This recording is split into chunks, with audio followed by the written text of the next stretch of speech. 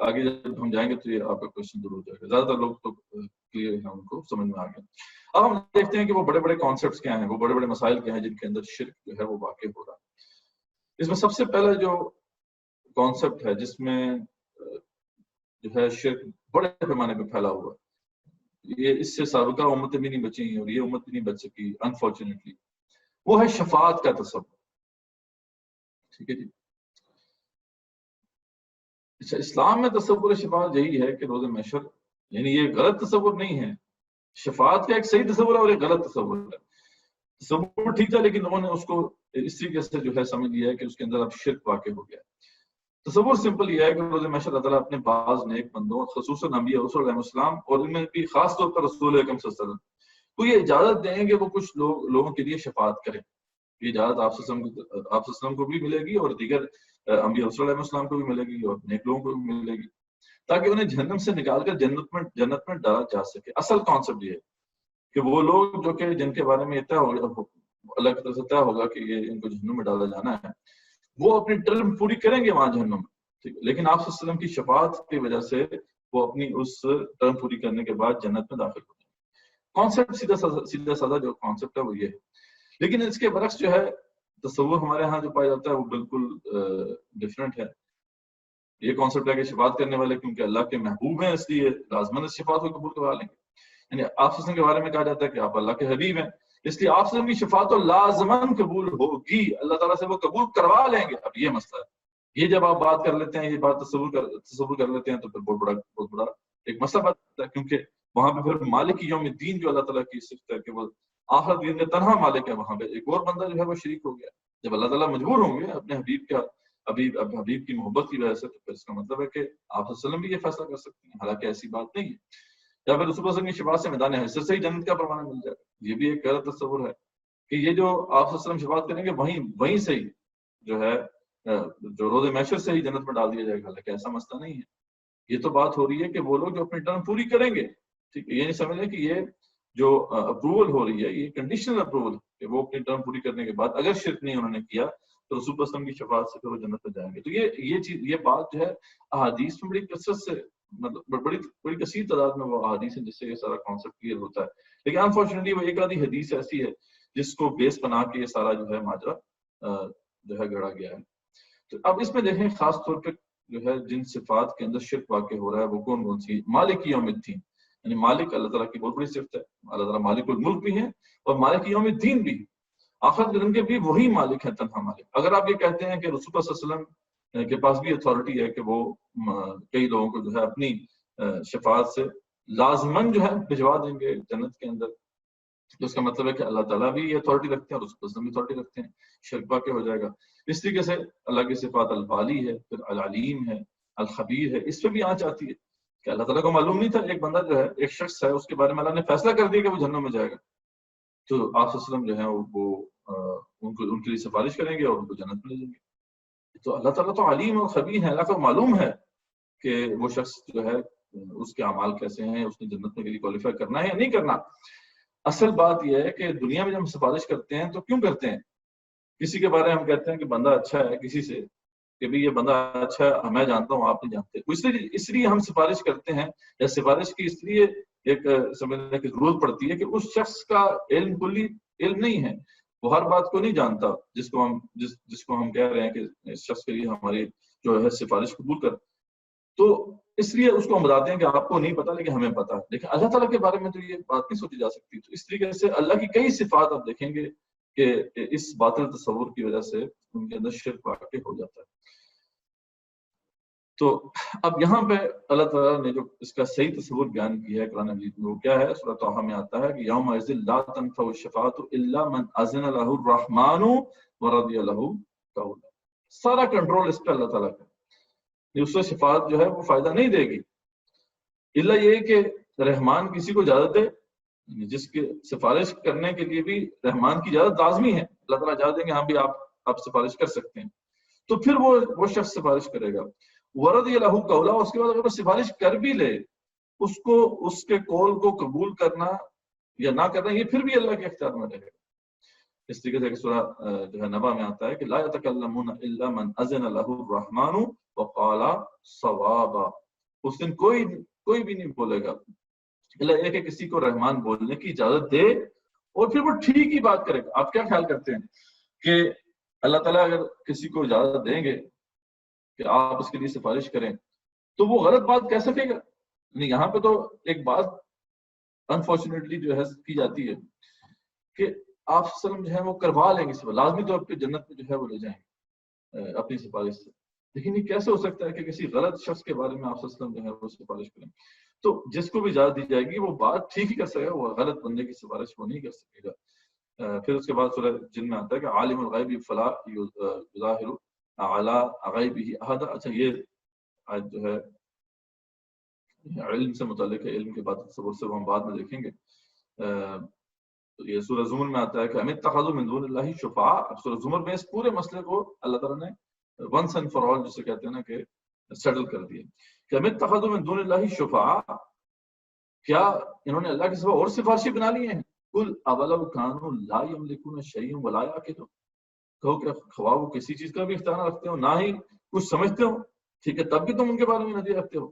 قل اللہ الشفاعۃ الجمیع، کان کھول کے سن لو کہ تمام کی تمام شفاعت دراصل اللہ ہی، ختم، فل سٹاپ۔ یعنی یہ جو مقام ہے قرآن کا اس طرح سے بہت اہم ہے، اس میں اللہ تعالیٰ نے بڑے کلیئرلی یہ بات واضح کر دی کہ شفاعت دراصل اللہ ہی کی طرف سے۔ یہ جو ارینجمنٹ ہے کہ اللہ تعالیٰ نے جو ہے اپنے رسول سے صلی اللہ علیہ وسلم سے کہنا ہے یا اپنے نبی اور رسول علیہ السلام سے کہنا ہے یا نیک بندوں سے کہنا ہے، یہ صرف ان کی عزت اور تعظیم کے لیے رہ جاتا ہے معاملہ۔ اصل بات یہ ہے کہ فیصلہ اللہ کا ہے، ایگزیکیوٹ جو ہے ان کے ذریعے سے ہو رہا ہے۔ جیسے کہ پرائز ڈسٹریبیوشن سیریمنی ہوتی ہے، اس میں پرائز ڈسٹریبیوٹ کرنے والی اتھارٹی تو کوئی اور ہوتی ہے، ہاں کسی مہمان خصوصی کو بلایا جاتا ہے تاکہ ان کی عزت و تکریم ہو۔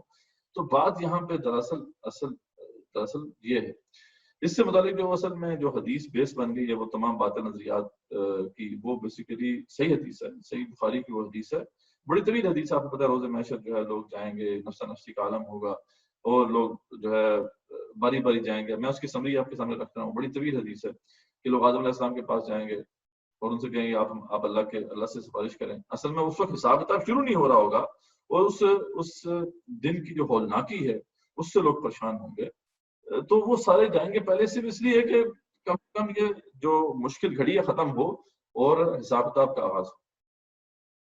تو میں آدم علیہ السلام کے پاس جائیں گے تو وہ کہیں گے میں اس قابل نہیں، تم ابراہیم علیہ السلام کے پاس جاؤ۔ پھر آتے ہیں ابراہیم علیہ السلام کے پاس لوگ جائیں گے، وہ بھی یہ کہیں گے میں اس قابل نہیں ہوں، ہاں تم موسیٰ علیہ السلام کے پاس جاؤ کہ وہ اللہ سے شرف ہے، ہم کلامی پانے والے ہیں، آپ ان سے بات کریں۔ موسیٰ علیہ السلام کے پاس جائیں گے، وہ بھی یہ کہیں گے میں اس قابل نہیں ہوں، آپ عیسیٰ علیہ السلام کے پاس جاؤ، وہ روح اللہ کی روح میں سے ہیں، اس کا کلمہ ہے۔ عیسیٰ علیہ السلام کے پاس جائیں گے تو وہ بھی کہیں گے کہ میں اس قابل نہیں ہوں، ہاں آپ رسول اکرم صلی اللہ علیہ وسلم کے پاس جاؤ۔ پھر سارے کے سارے جب آپ صلی اللہ علیہ وسلم کے پاس جائیں گے تو آپ صلی اللہ علیہ وسلم یہی کہیں گے ہاں یہ میرا ہی کام ہے اور میں یہ کروں گا، ٹھیک ہے۔ اس کے بارے میں پھر حدیث میں آتا ہے کہ لوگ میرے پاس آئیں گے اور میں کہوں گا کہ میں شفاعت کے لیے ہوں، اور پھر میں اپنے رب سے اجازت چاہوں گا اور مجھے اجازت دے دی جائے گی۔ اور اللہ تعالیٰ تعریفوں کے الفاظ مجھے الہام کرے، خاص قسم کی تعریف ہے جو اللہ تعالیٰ کی جو الہام ہوگی آپ سسٹم کو، ان الفاظ سے جیسے آپ تعریف کریں گے اور پھر یہ سلسلہ مطلب ختم ہوگا اور روز محشر کی ہولناکی جو مشکل گھڑی تھی وہ ختم ہوگی، حساب کتاب کا آغاز ہوگا، مجھے اجازت دی جائے گی اس کے بعد، اور اللہ تعالیٰ تعریفوں کے الفاظ مجھے الہام کرے گا جس کے ذریعے میں اللہ کی حمد بیان کروں گا جو اس وقت مجھے یاد نہیں ہے، ابھی مجھے نہیں پتا، وہ صرف وہیں پر مجھے وہ الفاظ ملیں گے۔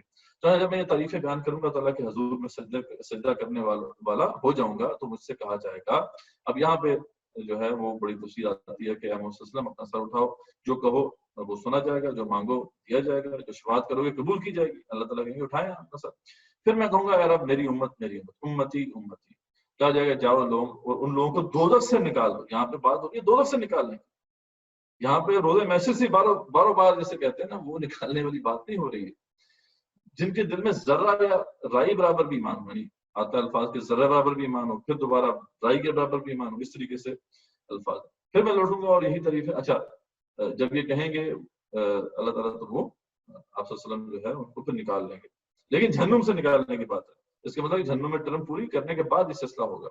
پھر میں لوٹوں گا اور یہی تعریفیں پھر کروں گا اور اللہ کے لیے سجدے میں چلا جاؤں گا، مجھ سے کہا جائے گا اپنا سر اٹھاؤ، آپ کی سنی جائے گی، میں کہوں گا رب میری امت امتی اللہ تعالیٰ پھر فرمائیں گے کہ جاؤ جس کے دل میں ایک رائی کے دانے کے برابر بھی، رائی کے دانے کے کم سے کم تر حصے کے برابر بھی ایمان ہو اسے بھی تم جہنم سے نکال لو. الفاظ حدیث کے ہیں فَأَخْرِجْهُ مِنَ النَّارِ، آگ سے اس کو نکال لو. اب یہ بات ذری بات ہے ہمیں ہمارے لیے کمپریہنڈ کرنا اتنا آسان نہیں ہے کہ روز محشر میں تو ابھی سب تب ہو رہا ہے تو جہنم میں ڈالا نہیں گیا تو یہ کیوں کہا جا رہا ہے کہ جہنم سے نکال لو. اب وہ ٹائم کا کانسیپٹ وہاں پہ کیا ہوگا وہ ہم نہیں سمجھتے، لیکن یہ بات بڑی کلیئر ہے کہ جہنم سے نکالنے کی بات ہو رہی ہے. یہ روز محشر سے ہی بار بار جو ہے نکالنے کی بات نہیں ہوتی. پھر میں جاؤں گا اور اس کو نکال لوں گا، ہم سب کو آپ سے فرماتے ہیں. پھر آپ کے بعد آتا ہے کہ پھر فرمایا کہ میں چوتھی مرتبہ جاؤں گا. 3 دفعہ تو ہو گیا، وہی طریقے کروں گا، اللہ کے لیے سجدے میں چلا جاؤں گا. اللہ فرمائے گا اے محمد صلی اللہ علیہ وسلم اپنا سر اٹھاؤ، جو کہو سنا جائے گا، تمہاری شفاعت قبول کی جائے گی. میں کہوں گا یار مجھے ان کے بارے میں بھی اجازت دیجیے جنہوں نے لا الہ الا اللہ کہا ہو، یعنی جن کے دل میں ایمان نہ ہو، صرف لا الہ الا اللہ کہا ہو، ان کے بارے میں مجھے اجازت دیجیے. تو اللہ تعالیٰ فرمائیں گے میری عزت، میرے جلال، میری کبریائی، میری بڑائی کی قسم اس میں سے انہیں بھی نکالوں گا. لأخرجن منها، الفاظ ہیں جنہوں نے کلمہ یعنی لا الہ الا اللہ کہا. تو یہ جو ہے آپ کو پتا ہے کہ نعتوں کا بھی موضوع ہے، یہ آپ کی قوالیوں کا بھی موضوع ہے، اور یہ اسی بنیاد پہ آپ سے محبت بھی ہے، عشق کے دعوے بھی ہیں کہ وہ انہیں بچا لینا نا، وہ سیویئر ہے ہمارے. لیکن یہ بات ہمارے سامنے رہنی چاہیے کہ اس میں آپ صلی اللہ علیہ وسلم کا اختیار سے اتنا ہے کہ آپ سفارش کر سکیں گے اسی کے لیے جس کے بارے میں اللہ تعالیٰ نے فیصلہ فرمایا ہے. اللہ تعالیٰ کا فیصلہ نہ ہوا تو یہ بات جو ہے کہ آپ نے قبول نہیں ہوگی. اس ضمن میں جو ہے بے شمار احادیث آپ وسلم کی ہے. ابن ماجہ میں کتاب حدیث موجود ہے، جابر سے مروی ہے کہ آپ وسلم نے فرمایا کہ ان شفاعتی یوم القیامت لاہل الکبائر من امتی، کہ بے شک میری شفاعت قیامت والے دن میری امت کی ان لوگوں کے لیے ہوگی جو کبیرہ گناہ کیا کرتے ہیں، کبائر کے مرتکب جو ہیں وہ میری سفارش سے ان کو فائدہ ہوگا. اسی ایک اور جگہ پہ آتا ہے حدیث میں آپ سے فرماتے ہیں گروہ جہنم سے محمد صلی اللہ علیہ وسلم کی شفاعت سے باہر نکالا جائے گا اور جنت میں داخل ہوگا، ان کا نام بھی جہنمیین ہوگا. تو معلوم ہوا کہ یہ ماجرا کیا ہے. اس طریقے سے ایک اور روایت بھی اسی کے حق میں موجود ہے. تو اس کو ہم سم اپ کریں شفاعت کے اس جو صحیح تصور کو، تو یہ ہے کہ شفاعت کرنے والا شفاعت کرے گا. بے شک اس میں آپ صلی اللہ علیہ وسلم کی سفارش سب سے بلندتر ہے، اور آپ کی تو شفاعت کبریٰ ہے تمام انسانیت کے لیے کہ روز محشر کی جو ہلاکی ہے وہ ختم ہوگی اور حساب کتاب والا سلسلہ شروع ہوگا. لیکن اس کے بعد پھر امتیوں کے لیے جو آپ سفارش کریں گے بالکل ہے. لیکن شفاعت کی کانسیپٹ یہ ہے کہ وہ ریکویسٹ کریں گے اللہ تعالیٰ سے، اللہ اگر ان کو اجازت دیں گے، آپ کو اجازت ہے، پھر وہ پہلے تو اللہ اجازت دیں گے پھر وہ سفارش کر سکیں گے. پھر جب سفارش کریں گے اس کو قبول کرنا یا نہ قبول کرنا یہ اللہ کے اختیار میں ہے. پھر کہ جا کے جہنم سے خلاصی ملے گی. ٹھیک ہے، تو یہ جیسے میں نے بتایا آپ کو کہ یہ پرائز ڈسٹریبیوشن سیرمنی کی طرح ہے. اصل فیصلہ شفاعت کے وجہ سے وہ اللہ تعالیٰ ہی کے پاس ہے. مالک یوم الدین صرف وہی ہے، لا تملک نفس لنفس شیئا. قرآن میں بار بار اس عقیدے کو کھرچا گیا ہے دین سے، اس بات کہ کوئی شخص کسی کے لیے کچھ بھی نہیں وہاں پہ کر سکے گا.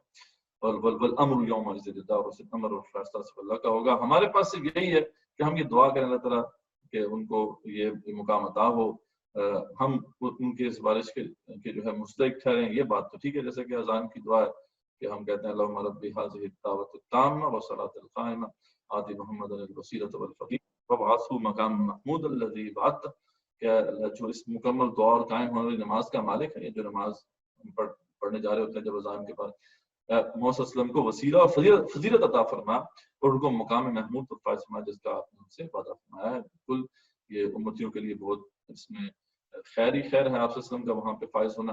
لیکن یہ ہے کہ اس سے آگے بڑھ کر ہم یہ تصور کر لیں کہ آپ صلی اللہ علیہ وسلم لازمن ہمیں جہنم سے بچا کے جنت میں لے جائیں گے، اللہ کا اذن ہو نہ ہو، یا وہ اللہ کو مجبور کر دیں گے. تو یہ سب باطل تصورات ہیں اور یہ شرکیہ تصورات ہیں جن سے ہمیں بچنا ہے.